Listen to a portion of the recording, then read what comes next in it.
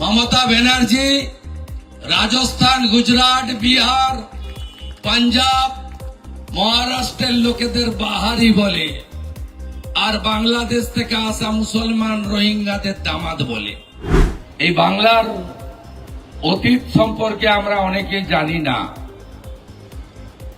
বিশেষ করে বিভীষিকাময় দেশ যখন ভাগ হয়, মোহাম্মদ আলী জিন্নাহ দেশ ভাগ করেন, তখন কলকাতা সহ পূর্ববঙ্গকে চেয়েছিল মুসলিম লীগ। আমরা আজকে ইসলামিক আগ্রাসনের সামনে পড়তাম। আমরা আগের পাকিস্তান, আজকের বাংলাদেশের নাগরিক হতাম, যেখানে টিকা পরা নিষিদ্ধ, শিখা রাখা নিষিদ্ধ, ধুতি পরা নিষিদ্ধ, বিবাহিত মহিলাদের শাঁখা পলা সিঁদুর পরা নিষিদ্ধ, যেখানে কীর্তন ভজন হয় না, যেখানে মঠ মন্দিরের অস্তিত্ব নেই, যেখানে নিজের ধর্ম বাঁচানোর জন্য রতন মজুমদারকে নোটারির কাছে গিয়ে শেখ শফিউল্লাহ হতে হয়, সেইখানে আমরা থাকতাম। বাঁচালেন কে? পিসি বাঁচিয়েছেন? না না না। 1947-এর 20 জুন আইনসভাতে ডক্টর শ্যামাপ্রসাদ মুখার্জি এবং ভারত সেবাশ্রম সংঘের প্রতিষ্ঠাতা পূজ্যপাদ মহারাজ স্বামী প্রণবানন্দ, এরা বললেন, এখানে তো আমরা হিন্দু মেজরিটি, আমরা কেন পাকিস্তানে যাব? ব্রিটিশরা তখন মধ্যস্থ করছিল। 15ই আগস্ট ফাইনাল বিভাজন হবে। তারা বলল, আইনসভাতে যান, মেজরিটি মেম্বার যা চাইবে তাই করে দেব। 58 জন Hindu member under the great leadership of doctor Shyamaprasad Mukherjee, তারা ভোট দিলেন ভারতের পক্ষে, আমরা ভারতে থাকব। আর 21 জন মুসলিম সদস্য ভোট দিলেন আমরা পাকিস্তানে যাব। তাই আজকে আমরা এই বঙ্গভূমি পেয়েছি। এই বঙ্গভূমি মূলত বাঙালি সংস্কৃতি, হিন্দু সংস্কৃতি এবং রাষ্ট্রের সংস্কৃতি, ভারতীয় সংস্কৃতির উপরে চলে। এখানেই ঠাকুর রামকৃষ্ণ দেব, মহাপ্রভু শ্রী চৈতন্য দেব, জগজ্জননী মা শারদামণি, স্বামী বিবেকানন্দ, আধ্যাত্মিক রাজধানী ভারতবর্ষের ছিল আমাদের বাংলা। রবীন্দ্রনাথ ঠাকুর থেকে বন্দে মাতরমের রচয়িতা ঋষি বঙ্কিমচন্দ্র, সাংস্কৃতিক রাজধানী ছিল কলকাতা। ক্রমে ক্রমে জনবিন্যাস বদলে গেছে, ডেমোগ্রাফি চেঞ্জ হয়েছে। আমরা আজকে বিপন্নতার চরম জায়গায় পৌঁছেছি। যারা আজকে মাছ নিয়ে ঘুরছেন, সেই চোরামূল, যারা চুরি আর জামাতিকরণ ছাড়া কিছু করেননি, তারা বাংলা ভাষার জন্য লড়াই করেছিল। দাড়ি ভিটে 2 জন ছাত্রকে খুন করেছিল। তাদের দাবি ছিল, আমরা তো উর্দু টিচার চাইনি, আমরা বাংলা টিচার চেয়েছিলাম। তাদের খুন করা হয়েছে।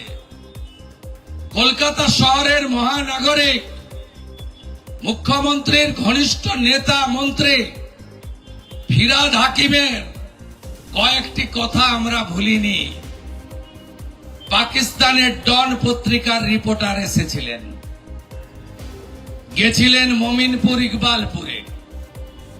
তখন এই মহানাগরিক বলছেন, ইয়া ভি এক মিনি পাকিস্তান হ্যায়। আরো কি বলেছেন? বলেছেন, আমি ইসলাম ধর্মে জন্মেছি, আমি ভাগ্যবান।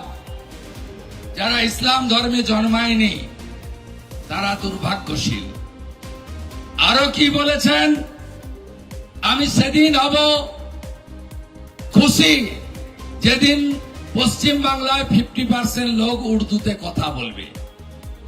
বন্ধু, এই নববর্ষে শপথ নিন, বাঙালি সংস্কৃতি, ভারতীয় সংস্কৃতি, আমার প্রিয় বাংলা ভাষা যেন হারিয়ে না যায়।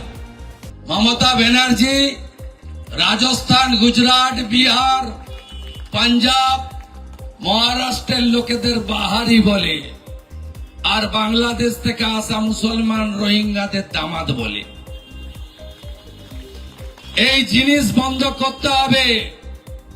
শপথ নিন, পয়লা বৈশাখের নববর্ষে আমরা উর্দু আগ্রাসনের বিরুদ্ধে লড়ব। আমরা আরবি সংস্কৃতি থেকে দূরে থাকব, যেখানে মহিলাদের বোরখার ভিতরে রাখা হয়। আমরা এই জিনিস করতে দেব না। ডক্টর শ্যামাপ্রসাদের বাংলা, স্বামী বিবেকানন্দের বাংলা, শ্রী চৈতন্য দেবের বাংলা আমরা এই জায়গায় নিয়ে যেতে দেব না। ভালো থাকবেন আপনারা। আমি আপনাদের আশীর্বাদ চাই। এই মুখ্যমন্ত্রীকে হারানো দরকার, খুব দরকার, খুব দরকার। এবং আমি আপনাদের বলছি, আপনারা আশীর্বাদ করুন।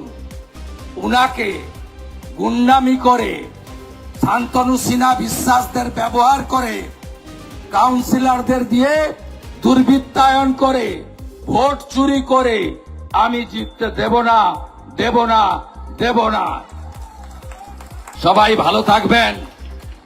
আমি শুধু বলবো, ভয়টা কাটান, একবার কাটান, একদিনের জন্য কাটান। 29 এপ্রিল সবচেয়ে বড় গ্যারেন্টারের নাম নরেন্দ্র দামোদর দাস মোদী। আর আমিও আপনাদের প্রার্থী, আমিও ছোট গ্যারেন্টার থাকলাম। কেউ কেস স্পর্শ করতে পারবে না। কবিগুরু বলে গেছেন, চিত্ত যেথা ভয় শূন্য, উচ্চ যেথা শির, জ্ঞান যেথা মুক্ত, গৃহের প্রাচীর, আপন প্রাঙ্গণ তলে দিবস সরবরি, বসুধারে করে নাই খণ্ড ক্ষুদ্র করি। আরেকটা লাইন বলে শেষ করব, মুক্ত কর ভয়, আপন মাঝে শক্তি ধর, নিজের কর জয়। এইটুকু শুধু করুন, ভয় কাটান। বাকিটা যা পিসি তুই চলে যা, বাংলাদেশে চলে যা।